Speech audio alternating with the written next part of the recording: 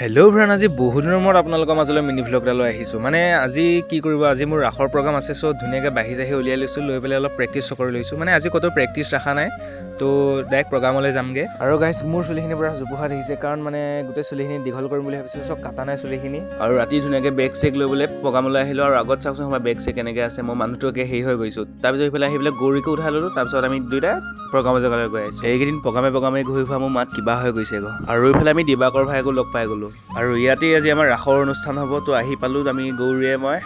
আহি পাই পূৰা ভিডিঅ' বনাইহে লাগিছোঁ। অলপ পিছত যিহেতু প্ৰগ্ৰাম ষ্টাৰ্ট হ'ব, মই এইফালে ওলাই কৰি ৰেডি হৈ গ'লোঁ গাইছ। আৰু এইফালে চাওঁতে এইফালে অসুৰে ওলাব হৈ গ'ল, মানে ষ্টাৰ্ট নোহোৱাকৈ অসুৰ ওলাই গ'ল। এনেই গৈছোঁ গাইছ, আগৰ ক্লিপকেইটা নল'লোৱে। এইফালে প্ৰগ্ৰাম চলি আছে বাৰু, আমি এইফালে ৰৈ ল'ব লাগিবতো অলপ, তেওঁ আমি ধুনীয়াকৈ অলপ ৰৈ ল'লোঁ।